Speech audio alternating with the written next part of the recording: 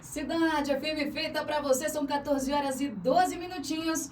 E agora a gente começa aqui a entrevista, é o quadro Curiosidades, é o meu podcast aqui que a gente ainda não arrumou um nome muito legal, viu? E a gente hoje está aqui com ele, o artista que vai ser entrevistado hoje, Michael John. É um prazer receber você aqui na 98,3. E Mariana, tudo bem? Prazer é meu, essa oportunidade aqui de estar batendo um papo com você aí, né?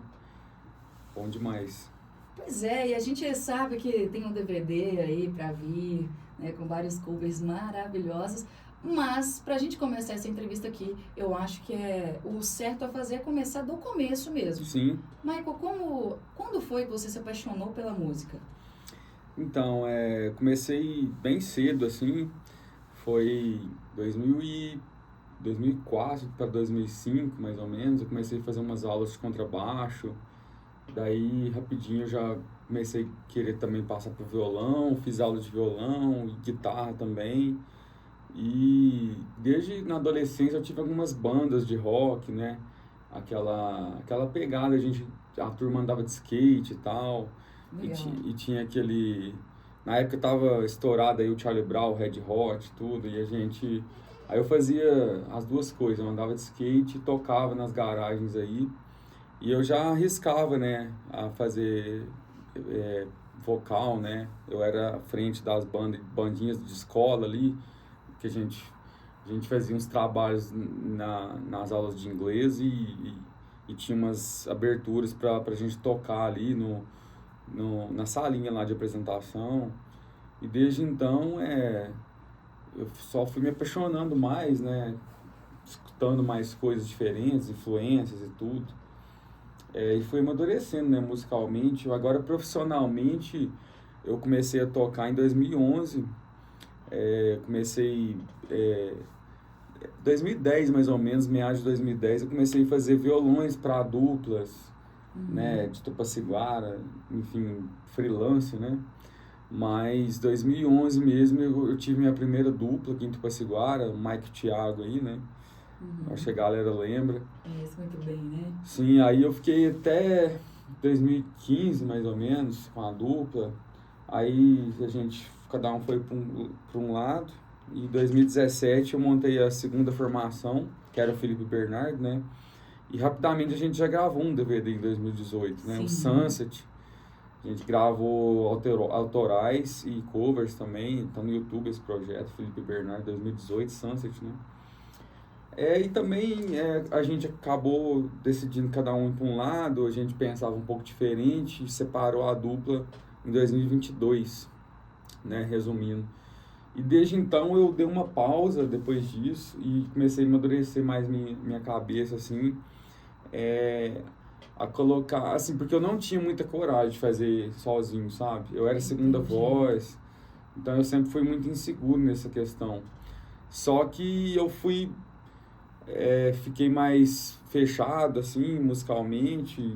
Eu tava pensando em desistir, em parar, assim. Só que eu voltei a ouvir o que eu gosto, assim, mais, né? Dar mais atenção para as músicas, pro estilo que eu gosto. E desde então tem uns 2 anos, mais ou menos, que eu tô com esse projeto na cabeça, sabe? Aí só pensando ali.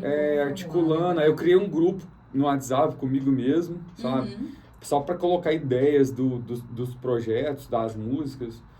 E desde então, de 2023, na verdade, fim de 2023 para cá, eu falo 2 anos porque foi o tempo que foi realmente amadurecendo essa ideia do projeto do DVD. E isso aí foi um projeto muito longo, assim, muito complexo, porque eu fui peneirando o repertório, né, aos poucos. Sim. Porque a partir do momento que eu fui criando coragem em fazer os bares sozinho, montar meu repertório de show e tudo, eu fui, né, fazendo, e o pessoal foi meio que abraçando, né, porque coincidentemente eu notei nesse período que eu voltei pro pop rock, né, pro flashback aí, que é mais a minha cara, mais minha verdade, né, e eu fui percebendo a abertura que começou a ter no mercado, sabe? Porque quando eu comecei a fazer e falar, vou, tipo assim, entre aspas, fazer o que eu quero, de verdade, e sem pensar nas consequências financeiras e tudo, mas como hobby também, eu fui sentindo uma abertura desse espaço. Não sei, eu acho que o pessoal começou a... Tem muita gente que hoje em dia você fala rock, a pessoa fala, não gosto de rock. Mas aí você coloca um rock, uma balada, um flashback, e para aquela pessoa que fala que não gosta de rock, e ela gosta daquela música. Sim. Ou seja, ela não sabe que gosta de rock. Ela não sabe que gosta de rock. Até escutar ali aquelas que já são, né, assim, tops. Essas versões, assim, antigas, que o pessoal tá fazendo umas roupagens novas. Não que eu quis, assim, ir nessa onda, mas foi meio que uma coincidência, sabe? Tem muita gente, inclusive, eu conheço duplas hoje, que tá fazendo muitas versões, né, inclusive aquele, não sei se você já ouviu falar, que tá rodando muito aí, Cê Tá Doido, aquele projeto do Humberto Ronaldo, o Panda e a outra dupla lá que não vem à cabeça agora. E eles têm muita roupagem de rock no DVD deles, no MPB. Sim. Então, desde que eu já estava no início do projeto, eu comecei a ver que o pessoal tá indo por esse lado também, assim, sabe? O próprio Gustavo Lima, né? Gustavo Lima gravou LS Jack. Sim. Inclusive, foi um dos motivos que eu escolhi outra música do LS Jack. Eu gostava muito daquela. Eu falei, Gustavo Lima já fez essa. Então, foi um estudo muito grande, sabe? Eu peguei o Spotify ali, destrinchei e falei... Eu quero gravar o máximo de coisas que ninguém fez ainda, mas que também foi muito tocado. E você sente que você se encontrou, então, novamente ali no seu estilo, no rock? Não só eu, as próprias pessoas que são mais próximas de mim, os próprios contratantes dos bares, vê uma verdade a mais, assim, porque não que eu não gostava de fazer sertanejo, eu sempre gostei de fazer segunda voz, tudo, de colocar meu estilo ali no meio do sertão também, né, um esquema mais guitarra, né, tipo Edson Hudson, mas como eu agora sou frente, né, sou solo, né, então o pessoal sentiu mais verdade, assim, porque eu fazendo o sertanejo sozinho não tem muito a ver com o meu timbre, sabe? Entendo. Não que eu faça alguma coisa ou outra num show ali, um Madrid da vida, umas românticas, eu faço alguma coisa, mas o meu timbre é mais propício para esse estilo musical mesmo. E eu estive lá na gravação do DVD, e como eu disse antes, assim, não é hora nenhuma puxando o saco, né, fazendo salinha, realmente foi inspirador, né, deu para ver que você cantou com a alma ali, realmente é diferente, né, a gente vê o brilho, né, nas diferentes versões de música ali, e cara, realmente ficou muito show, eu acho que o pessoal vai gostar demais mesmo. E assim, por falar no DVD em si, então o processo foi esse, né, primeiro veio todas essas outras, né, oportunidades que você teve com outros grandes artistas, e aí depois sozinho você se encontrou. Como que foi assim, exatamente esse processo, Michael? Foi complicado? Foi difícil assim aceitar? Assim, você fala o trabalho do DVD, fala, né? Assim, a sua versão, assim, lá, não, eu tô disposta a fazer isso, sabe? Entendi. Então, no começo foi difícil pra mim, assim, porque, igual eu te falei, eu sempre fui muito inseguro sozinho, né? Só que a minha vontade foi maior, sabe? Parece que a minha vontade de entregar o que eu escuto ali pro público, né? E entregar a minha verdade mesmo, musicalmente, foi maior que a minha timidez, assim, minha insegurança, sabe? Porque eu sou muito tímido também, muita gente não sabe, né? Muita gente, mas como que você sobe num palco e tal? Mas assim, eu acho que às vezes a sua vontade é maior, sabe? Você supera essas coisas. Com certeza. Então, foi a partir de dezembro agora de 2025 que eu tomei o pontapé inicial. Liguei pro produtor, né, que eu tenho costume de trabalhar, o Ricardo Fagundes. Maravilhoso. E a gente passou aí 1 hora mais ou menos numa videochamada, eu explicando todos os detalhes para ele dando as ideias dele também, me explicando sobre questões burocráticas de fazer potpourri também, que é um pouco mais complicado, inclusive por isso que eu fiz só 3, o restante do repertório foi músicas completas, né? Uhum. E, assim, aí a gente, a partir do dia 10 de janeiro, a gente se encontrou pessoalmente no estúdio dele e fez uma concepção de base, assim, de repertório mesmo, de decidir. Inclusive, a gente decidiu em partes lá, depois algumas músicas saíram, outras entraram. Suspicious Mind, do Elvis, ela foi a última a entrar. É uma música que eu sempre faço nos bares aí, tudo. Mas ela acabou que ela ia ficar de fora, porque ela já foi muito regravada, mas aí depois veio a mensagem que eu recebi. Ele fez o convite pro Ivan Barreto, né? Porque o Ricardo é muito amigo dele e ele aceitou e aquela música é a que mais casaria com ele, sabe? Pelo timbre dele, mais rockdão, tudo. Tudo mais, e aí a música entrou, sabe? E o cover do Bee Gees também foi depois. A gente já tinha gravado a música, que eles fizeram participação do Trace, né? A música número 3 lá do DVD. Baby Can I Hold You, né? Isso. E eu já tinha colocado minha voz, assim, é porque é uma voz de backup, sabe? Sim, que a gente grava antes, mas o DVD, a voz foi ao vivo. Mas a gente grava um backup, sabe? Pra ter noção do que você vai fazer, sabe? Ali. Para estudar, assim. E aí depois eles aceitaram também o convite e ficou muito bonita a participação deles, assim. Eu estava lá presente, realmente, então, achei muito lindo. Eu achei que combinou, assim, né? E eles são incríveis, né? Os back, né? Os back vocais. Muito legal, eu achei bem interessante mesmo. Realmente, e inclusive o vocalista lá, aquele careca, sim, ele chegou numa aura, assim, diferente. O cara ele chega imponente. Eles são, né? são muito artistas. Eles. Eu achei muito interessante, inclusive. Eu até fiquei assim, gente, quem será que é esse moço? Porque eu não conheço muito, né? Sim. As minhas referências maiores, né? Mais parte do sertanejo e tudo mais. Então, fiquei meio perdida. Eu falei, esse cara deve ser muito foda, né? Não.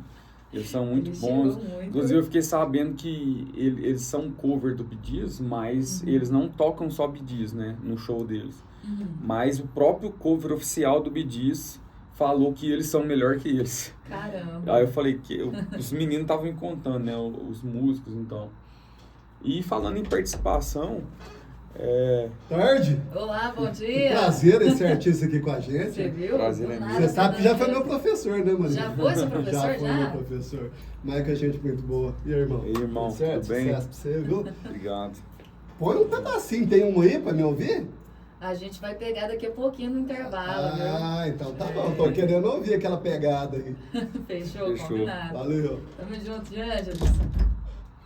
A gente tava agora em qual parte? Então, falando em participação, a do Muriel foi o primeiro convite que eu fiz, né? Um grande irmão meu aí, do Bar do Mutreco, Muriel Martins, é um cara, como pessoa, é maravilhoso, né? Um cara incrível, sou muito amigo dele, respeito demais, um cara que, acho que sem ele aquela gravação não tinha acontecido, ele me ajudou muito. E falando em participações, a dele foi o primeiro convite, já estava, né, organizado.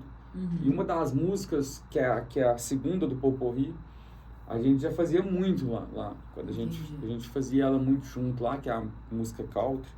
Daí a primeira foi uma ideia que eu tive de colocar um KLB com lobo, né, ali. E eu fazia a parte em inglês e ele a português, né?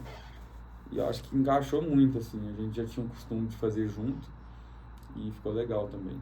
Realmente, assim, a gente...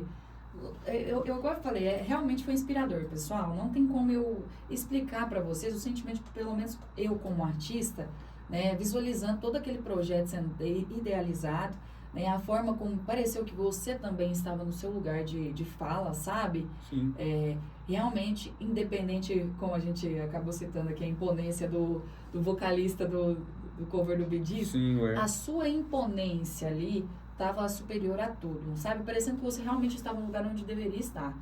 E realmente foi, mais uma vez, eu digo, inspirador. Eu gostaria de saber, já tem uma ideia aí de data de lançamento?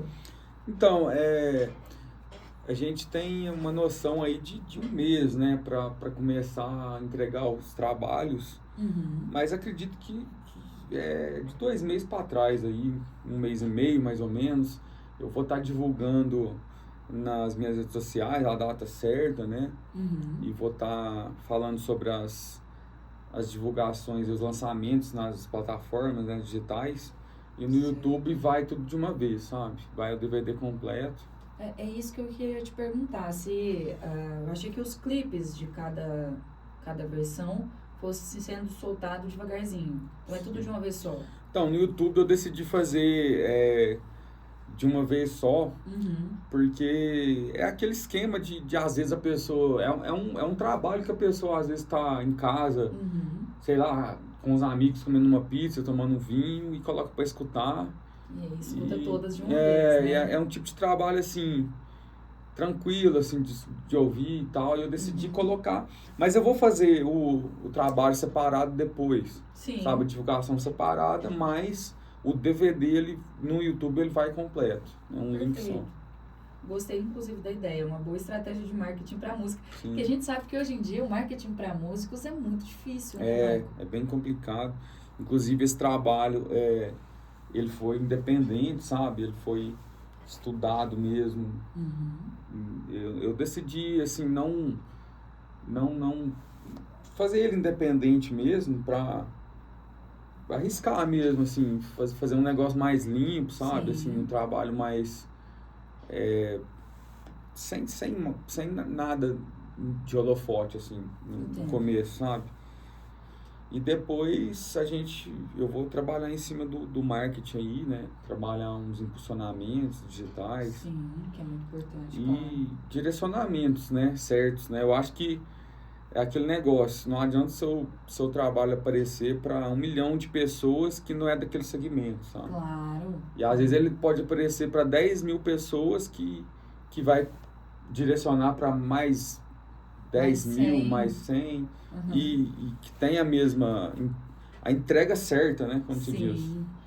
Basicamente como se fosse vender picolé para quem está com calor, né? Com Você não certeza. vende para quem está com frio. Então, realmente essa questão do impulsionamento, eu vejo que ela ajuda bastante para a gente conseguir realmente colocar, né? Tipo, pegar aquele conteúdo e jogar exatamente para quem consome, né? Com certeza. Eu acho que é a parte principal para a gente. Que realmente, eu acredito que o engajamento orgânico, para o cantor em si, hoje em dia ele tem sido muito difícil. Você Sim. sente esse peso na hora de postar os conteúdos? Sinto, não sei, eu acho que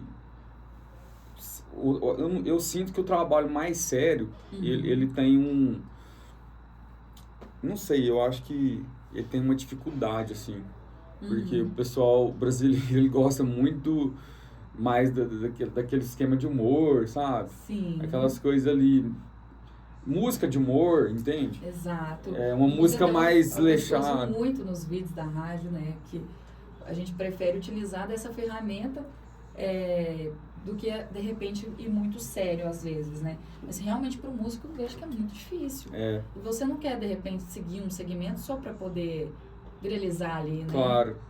Não, igual eu te falei, eu prefiro atingir o meu público que seja menos, né? Que seja menos, mas que seja verdadeiro, sabe? Claro. Eu não tenho, assim, tanta intenção de viralizar sem sentido pra mim. Fora sabe? ali do seu segmento, né? Perfeito, a gente vai fazer então um intervalo aqui rapidinho, a gente já volta com um bate-bola aqui bem legal também, inclusive. É rapidinho, gente, já a gente volta aqui na 98,3.